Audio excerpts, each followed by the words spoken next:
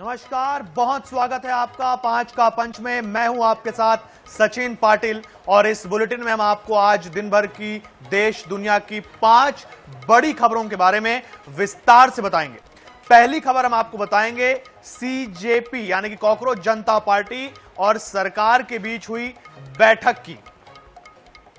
CJP ने साफ कर दिया है बैठक के बाद कि हम धर्मेंद्र प्रधान के इस्तीफे पर कोई समझौता नहीं करेंगे। दूसरी खबर, दिल्ली में केंद्रीय कैबिनेट की बैठक की। इस बैठक में पेपर लीक पर बारीकी से मंथन हुआ और पेपर लीक संशोधन बिल को मंजूरी दे दी गई है। तीसरी खबर रायपुर से, यहां यूनिफॉर्म सिविल कोड को लेकर मंथन हो रहा है। यह बैठक खत्म हो चुकी है। वहीं सीएम ने कहा है कि शीत सत्र में यूसीसी को पास कराने की कोशिश होगी। चौथी खबर दतिया से रहेगी। यहां उपचुनाव प्रचार के दौरान पीसीसी चीफ जीतू पटवारी ने बच्चों से नारे लगवा दिए, जिसे लेकर अब सवाल उठ रहे हैं। पांचवी खबर भोजशाला पर अहम सुनवाई की। भोजशाला विवाद को लेकर सुप्रीम कोर्ट में आज सुनवाई होनी थी, लेकिन मिसकम्युनिकेशन की वजह से मामला लिस्ट नहीं हो सका। अब इस पर सोमवार को सुनवाई होगी।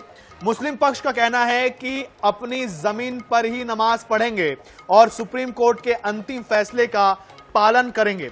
तो ये 5 खबरों पर हम बातचीत करेंगे। सबसे पहली खबर आप देख रहे हैं, बिल्कुल, तो सीजेपी और सरकार के बीच में बैठक हुई है।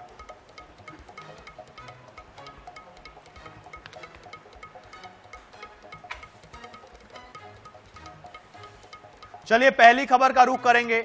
तो कॉकरोच जनता पार्टी के मेंबर्स और जेपी नड्डा, केंद्रीय स्वास्थ्य मंत्री, डॉक्टर जितेंद्र सिंह, केंद्र सरकार में मंत्री, इन दोनों के बीच में मीटिंग हुई है। और इस मीटिंग में क्या हुआ ये आपको बताते हैं। कॉकरोच जनता पार्टी और सरकार के बीच शुक्रवार को दिल्ली के कम्युनिकेशन क्लब में बैठक हुई।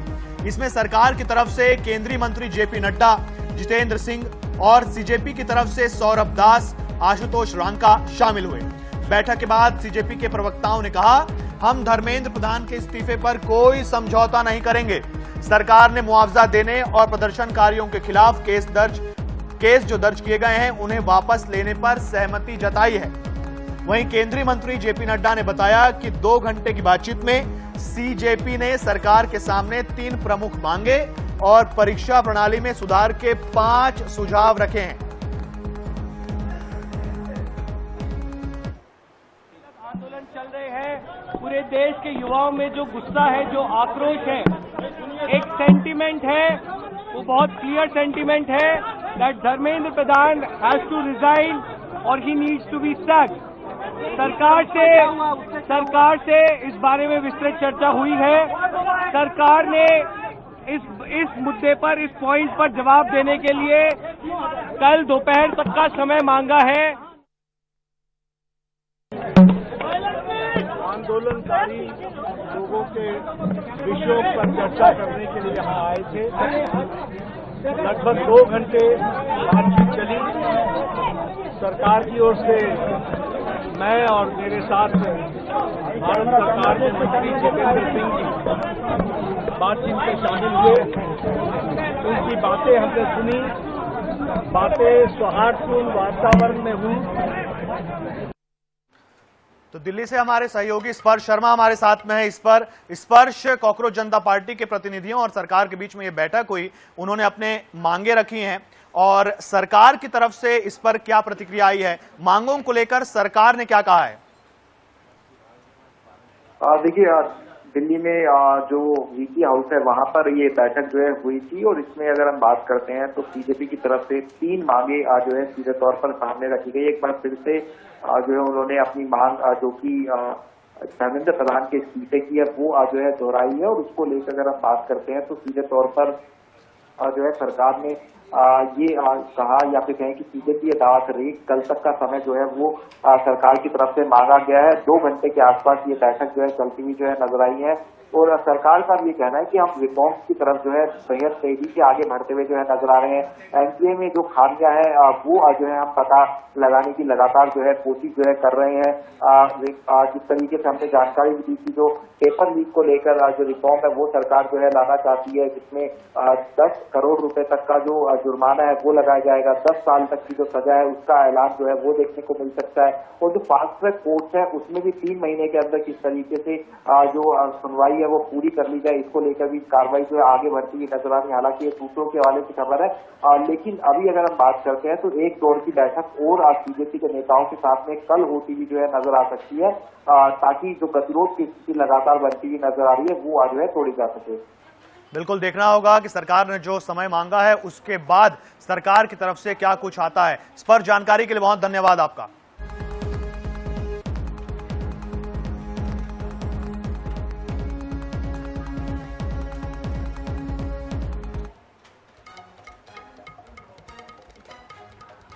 चलिए आगे बढ़ेंगे और दूसरी खबर आपको बताएंगे। दूसरी खबर पहली खबर से जुड़ी हुई है। दरअसल पेपर लीक संशोधन बिल को कैबिनेट की मंजूरी मिल गई है और इसे सदन में पेश किया जाएगा 27 तारीख को। ये देखिए क्या है पूरी खबर। तो पीएम मोदी ने गुरुवार आधी रात 12 बजे छात्रों के लिए वीडियो संदेश जारी किया था। उन्होंने कहा था कि सरकार पेपर लीक के खिलाफ कड़ी सजा का प्रावधान करने वाला कानून बनाएगी। पीएम मोदी ने एक्स हैंडल पर 2 मिनट 56 सेकंड का एक वीडियो मैसेज पोस्ट किया और कहा कि पेपर लीक कोई मामूली विषय नहीं है, लाखों छात्रों उनके माता पिता के लिए पीड़ादायक है। इसलिए पेपर लीक से अब तक पिछले 2.5 महीनों में कई कदम उठाए गए हैं। गुनहगारों को पकड़ा है, वे जेल में हैं। हमारी जिम्मेदारी थी कि छात्रों का साल बर्बाद ना हो, इसलिए कम समय में 22 लाख छात्रों को एग्जाम कराया। 19 जुलाई को रिजल्ट भी आ गया। साथ ही उन्होंने कहा कि हम इतने से संतोष करने वाले नहीं हैं, इसलिए फास्ट ट्रैक कोर्ट बनाने का निर्देश दिया है। वहीं इस मामले में सियासत भी तेज है। लोकसभा में नेता प्रतिपक्ष राहुल गांधी ने प्रधानमंत्री के संदेश पर सवाल उठाते हुए शिक्षा मंत्री धर्मेंद्र प्रधान के इस्तीफे और छात्रों पर कार्रवाई पर रोक की मांग की है। चलिए आपको बताते हैं, अगर पेपर लीक संशोधन बिल कानून बन जाता है तो क्या होगा। 3 महीने में पेपर लीक के केस का निपटारा होगा और उसके लिए फास्ट ट्रैक कोर्ट्स भी अब सामने आ जाएंगे और 10 करोड़ रुपए तक का मुआवजा माफ करिए जुर्माना आपको देना पड़ेगा किसी भी अपराधी को अगर वो पेपर लीक में आरोपी पाया जाता है तो, और इसमें 10 साल की सजा भी है। तो ये सारी चीजें सामने आएंगी यदि पेपर लीक संशोधन बिल अगर कानून बन जाता है। 27 जुलाई को इसे सदन में टेबल किया जाएगा।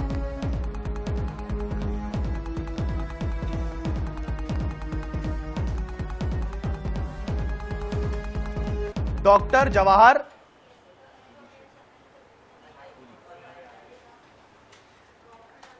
जवाहर सूर्यशेट्टी हमारे साथ में है बतौर शिक्षाविद। उनसे जानेंगे। डॉक्टर साहब, आपसे जानेंगे कि ये प्रदर्शन चल रहा है और नीट पेपर लीक जैसे विषयों खत्म हो, इसलिए सरकार ने एक कड़ा नियम लाने की तैयारी में है जिसमें 10 साल की जेल हो सकती है और 10 करोड़ रुपए का आपको जुर्माना लग सकता है। तो क्या आपको लगता है कि ये जो बिल है और इसमें जो प्रावधान है ये अगर कानून बन जाता है तो पेपर लीक पर प्रभावी रूप से समाप्त होगा?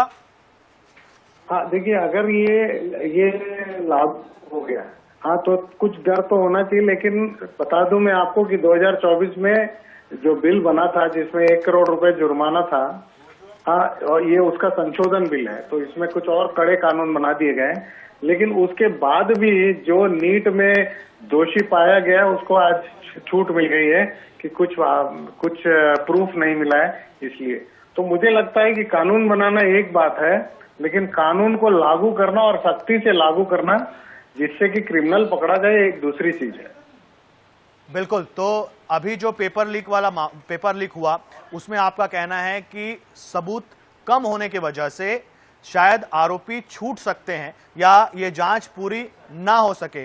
तो डॉक्टर साहब, आपके हिसाब से और क्या किया जाना चाहिए कि ठीक है 10 साल की जेल बता दी, 10 करोड़ रुपए आपने जुर्माना भी कह दिया और फास्ट ट्रैक कोर्ट में भी अब ये मामला सुना जाएगा, इसके अलावा और क्या किया जा सकता है? नहीं, मेरा कहना है कि बाद की बात है ये सब कि पेपर लीक होता है तो क्या करेंगे। जरूरत यह है कि पेपर लीक होने से पहले क्या कदम उठाएं। हाँ, तो एक तो है पासवर्ड प्रोटेक्टेड पेपर जो आखिरी दिन खुले। हाँ, दूसरा है कि डिजिटल होना चाहिए नीट। हाँ, और 2 इसमें होना चाहिए, 2 चरणों में जैसे जेई होता है। और तीसरा ये है कि जो पेपर यहाँ से वहाँ ले जाते हैं और जिस समय लीक होता है, हाँ, वो चीजें जो है वो अगर बंद हो पाएंगी तो ही ये लीक रुकेगा, नहीं तो कोई छोटे आदमी को पकड़ के आप जेल में बंद कर दो, नीट का लीक रुकेगा नहीं। बिल्कुल, तो इसे और डिजिटलाइज करने की जरूरत है, एआई आधारित तकनीकों का इस्तेमाल हो सकता है। डॉक्टर साहब, जानकारी के लिए बहुत धन्यवाद, आपसे हमसे बात करने के लिए बहुत धन्यवाद आपका।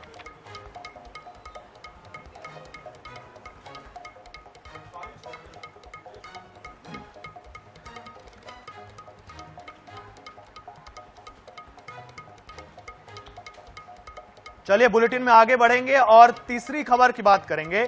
छत्तीसगढ़ में यूसीसी लाने की तैयारी शुरू हो गई है और जल्द ही यूसीसी आ सकता है। हम ऐसा क्यों कह रहे हैं? क्योंकि यूसीसी को लेकर जो समिति बनी उसकी बैठक हो रही थी, अब वो बैठक खत्म हो गई है और रायपुर में ये मंत्रालय में ये बैठक चल रही थी। ये बैठक जस्टिस रंजना देसाई की अध्यक्षता में हुई।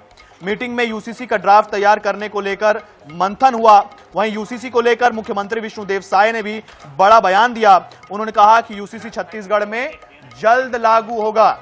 तो यूसीसी यानी कि यूनिफॉर्म सिविल कोड, सभी धर्मों के लिए एक समान कानून, संपत्ति हस्तांतरण में, चाहे विवाह में, चाहे तलाक में, ऐसे जो मामले होते हैं उनमें सभी को एक समान जज किया जाएगा।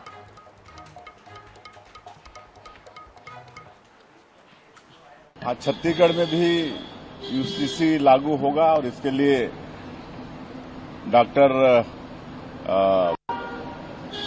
देसाई की अध्यक्षता में कमेटी बनी है और उसका पहला बैठक है और हमको लगता है कि आने वाले शीतकालीन सत्र में हम लोग भी यहां पर यूसीसी पास करा लेंगे।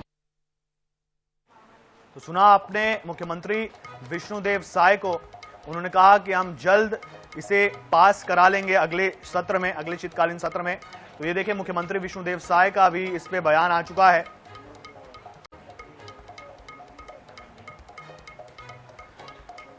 राजीव चक्रवर्ती भारतीय जनता पार्टी से प्रवक्ता हमारे साथ में जुड़े हुए हैं और बतौर कांग्रेस प्रवक्ता सुरेंद्र वर्मा हमारे साथ में है। सबसे पहले भारतीय जनता पार्टी के पास जाऊंगा, उनसे सवाल लूंगा। यूसीसी यूनिफॉर्म सिविल कोड लाना जरूरी है, लेकिन पीसीसी चीफ ने कहा कि भाई इसकी जरूरत अभी छत्तीसगढ़ में नहीं है। देखिए, ये हमारे हमेशा से जब हम जनतंत्र की गठन के समय से हम कहते थे कि एक निशान दो प्रधान नहीं चलेगा हिंदुस्तान, और बहुत पहले से हम बात कर रहे थे एक कानून होना चाहिए, सारे नागरिकों के एक सूत्र में चल जाना चाहिए, और उसी के तहत ये हम चूंकि चुनाव में भी हम कहते थे इसे लेकर आएंगे, तो इसे बिल्कुल लाया गया है। और लाकर भी पूरी जो आदिवासी समाज है उनकी क्या व्यवस्था है, उनके हितों को देखते हुए तो हम ला रहे हैं। और उत्तरांचल में, गुजरात में ये लागू हो चुका है, और राज्यों के हिसाब से भी जो भौगोलिक परिस्थिति है, उनकी संस्कृति है, उसके हिसाब से इसलिए राज्यों को दिया गया है, इसीलिए लाया गया है। बहुत ही स्वागत योग्य कदम है। सुरेंद्र जी, आपको क्यों ऐसा लग रहा है कि छत्तीसगढ़ में यूसीसी की जरूरत नहीं है? यूनिफॉर्म सिविल कोड अगर रहेगा, एक मिनट, यूनिफॉर्म सिविल कोड अगर रहेगा तो जितने भी धर्म के लोग हैं उनके लिए जो पर्सनल उनके कानून होते हैं वो सारे के सारे एक ही हो जाएंगे, चाहे तलाक का मुद्दा हो, चाहे संपत्ति हस्तांतरण का मुद्दा हो, तो ये तो अच्छी बात है। देखिए, ये सीधे तौर पर सरकार की दादागिरी है, अधिनायकवाद है, विविधता जो है ये इस देश की खूबसूरती है। छत्तीसगढ़ जो है वो बड़ा प्रांत है, यहाँ आदिवासी आबादी बहुत बड़ी आबादी है, अनुसूचित जाति के लोग रहते हैं, कबीरपंथी है, और मैदानी बेल्ट पे जो है वो गुरगाती राज को मानने वाले लोग भी रहते हैं। भारतीय जनता पार्टी जिस दादागिरी पे उतर आई है ये इनके अधिनायकवाद का प्रमाण है। बार बार ये गुजरात मॉडल कहते हैं, ये गुजरात मॉडल जो है वो दंगे का मॉडल है। कौन क्या खाएगा, क्या पहनेगा, कब क्या बोलेगा, ये भी अब सरकार तय करने लगी है। जिस तरह से एसआईआर के माध्यम से कौन वोट देगा ये चुनना भी ये सरकार का काम हो गया है, उसी तरह से कौन नागरिक होगा, कौन नागरिक नहीं होगा, इस तरह से अब ये जो है वो संस्कृति पर भी, आदिवासियों की एक पृथक संस्कृति है, ओबीसी समाज की पृथक संस्कृति है, प्रथा परंपरा को कानूनी मान्यता है। अब ये कह रहे हैं कि सबके लिए एक समान कानून लाएंगे, एक समान कानून सबको पालन करना पड़ेगा, तो उन प्रथा परंपरा का क्या होगा जो यहाँ की विविधता है, जो सरगुजा की संस्कृति है, जो बस्तर की संस्कृति है, जो रायपुर, राजनांदगांव, बिलासपुर में अलग अलग जो संस्कृति और सभ्यता है, जो मान्यताएं हैं उनकी। सुरेन जी, आपकी चिंता बहुत वाजिब है। मध्य प्रदेश में यूसीसी अभी लागू किया गया है और आदिवासियों को उस यूसीसी से दूर रखा गया है, तो अगर छत्तीसगढ़ में भी ऐसा ही होता है तो मतलब आपकी चिंता खत्म हो जाएगी। हमारी मांग है कि ये जबरिया थोपने का काम सरकार बंद करे और जनमत संग्रह कराए कि जनता क्या चाहती है, यह तो पूछे सरकार। अपनी मनमानी थोपने के लिए सरकार में बैठे हैं क्या? जनता से पूछे तो। आज जो व्यवहारिक समस्या है, शिक्षा, स्वास्थ्य, सड़क, रोजगार को लेके यूसीसी की मांग किस वर्ग ने उठाई छत्तीसगढ़ में, ये बताए। तो यह अधिनायकवाद बंद करे। ये हम दो और हमारे दो की दादागिरी गुजरात में चला लिए तो चला लिए, छत्तीसगढ़ में प्रयास न करे। छत्तीसगढ़ की जो मौलिक तासीर है वो सद्भावना की है, सहयोग की है और सभी के प्रथा परंपरा का सम्मान होता है और उसको कानूनी मान्यता भी है, उसकी वैधानिकता भी है। उसको क्यों खत्म करना चाहती है सरकार? बिल्कुल राजीव जी, जवाब दीजिए कि कांग्रेस पार्टी तो आप पर आरोप लगा रही है कि आप लोग दादागिरी कर रहे हैं और गुजरात मॉडल उनको पसंद नहीं आ रहा है। देखिए, गुजरात कोई भारत से बाहर नहीं है और ये गुजरात का मॉडल नहीं है, ये हिंदुस्तान का मॉडल है, पूरे भारत का मॉडल है। और ये हम आज नहीं, ये 1952 से इसकी मांग कर रहे हैं और आज तो आदिवासियों को अलग रखेंगे क्या आप? भारत एक सूत्र में है। जो कांग्रेस पार्टी राजीव जी, कांग्रेस पार्टी की जो चिंता है आदिवासियों को लेकर, तो क्या आदिवासियों को अलग रखेंगे क्या? जस्टिस रंजना जी जिस आयोग में है, गुजरात में भी थी, वहाँ पे आदिवासी वर्ग को इससे अलग रखा गया उनकी संस्कृति के हिसाब से, 5वीं अनुसूची के हिसाब से, पेशा कानून के हिसाब से। तो कहीं पे भी उनके हितों को देखी नहीं की गई है, उनको इस कानून से परे रखा गया है उनकी संस्कृति को देखते हुए। और क्योंकि भारत में आवश्यकता है, अब जो कि कांग्रेस और मुस्लिम लीग ने कहा था कि पाकिस्तान की संस्कृति अलग है, उन्होंने देश का विभाजन करा है, और फिर विभाजन क्यों करवाना चाहते हैं? भाई, हम तो भारत के लोग हैं, हमारी संस्कृति अलग अलग हो, लेकिन हम एक सूत्र में बंधे हैं क्योंकि हम भारत माँ के संतान हैं। बिल्कुल, आप देखिए जब ड्राफ्ट पूरी तरीके से तैयार होगा और उसमें किनको अलग रखा गया है इस पर भी देखना होगा। तो फिलहाल समय परमिट नहीं कर रहा है। राजीव जी आपका, सुरेन जी आपका हमारे साथ जुड़ने के लिए, हमसे बात करने के लिए बहुत धन्यवाद।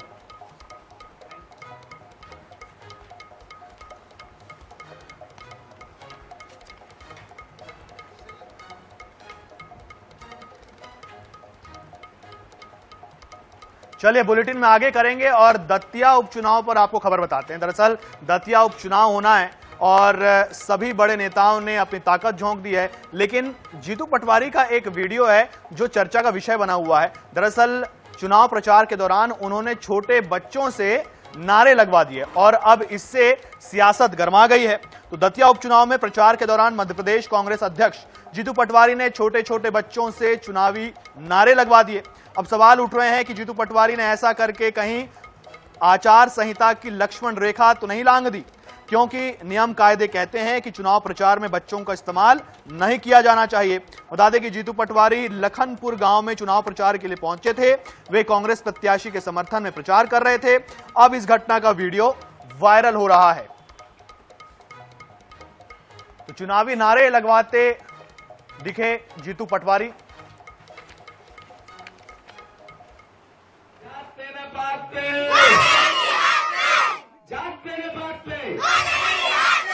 जीतेगा भाई जीतेगा, हाथ का पंजा जीतेगा, ठीक है? जीतेगा भाई जीतेगा, जीतेगा भाई जीतेगा, जीतेगा भाई जीतेगा, जीतेगा भाई जीतेगा। बिल्कुल, तो सुना आपने, बच्चों से वे नारे लगवा रहे थे और ये सीधा नियम है कि बच्चों से नारे नहीं लगवाए जा सकते। और जीतू पटवारी का एक और वीडियो वायरल हुआ था जिसमें वो थोड़े से तल्ख तेवर में नजर आए थे अधिकारियों के सामने।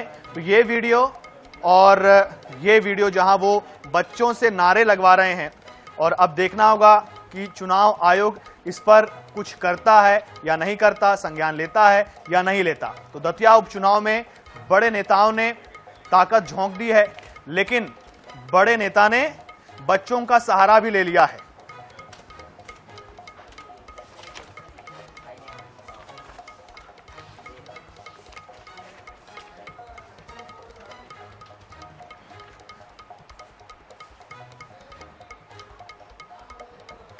चलिए तो 5 के पंच की अंतिम खबर की बात करेंगे।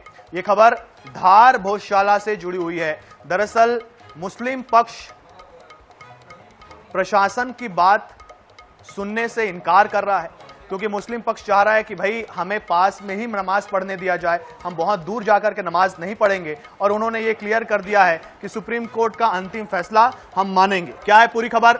धार भोजशाला विवाद से जुड़े नमाज के मुद्दे पर अब सोमवार को सुप्रीम कोर्ट में अहम सुनवाई होगी।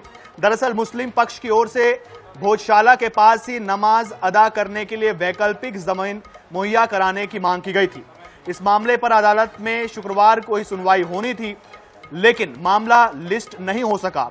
इसके बाद मुस्लिम पक्ष ने मुख्य न्यायाधीश सूर्यकांत के सामने जल्द सुनवाई की अपील की है, जिस पर खुद चीफ जस्टिस ने कहा कि कुछ मिसकम्युनिकेशन हो गया था, इसलिए अब सोमवार को ही इस पर प्राथमिकता के साथ सुनवाई करेंगे।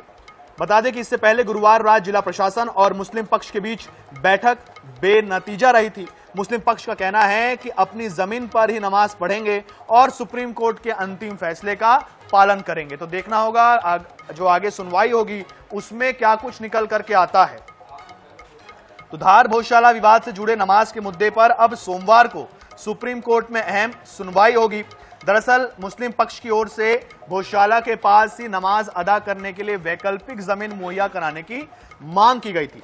इस मामले पर अदालत में शुक्रवार को ही सुनवाई होनी थी, लेकिन मामला लिस्ट नहीं हो सका, जिस पर खुद चीफ जस्टिस ने कहा कि कुछ मिसकम्युनिकेशन हो गया था और इसी मिसकम्युनिकेशन की वजह से सुनवाई नहीं हो सकी। लेकिन अब सोमवार को इस पर प्राथमिकता के साथ बातचीत बेनतीजा रही थी।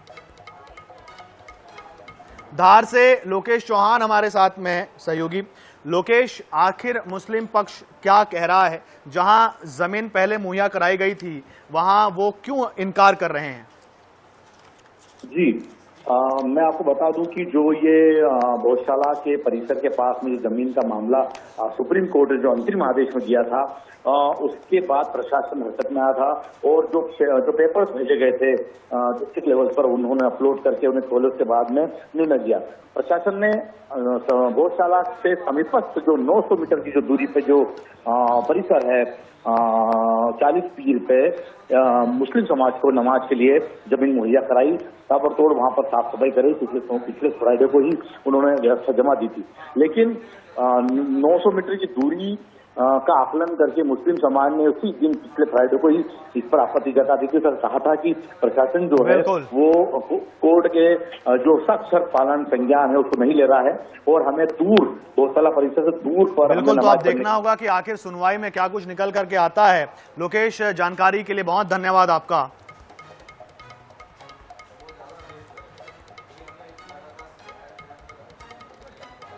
इसी के साथ 5 का पंच में फिलहाल इतना ही। देश दुनिया से जुड़े रहने के लिए देखते रहिए INS 24/7। नमस्कार।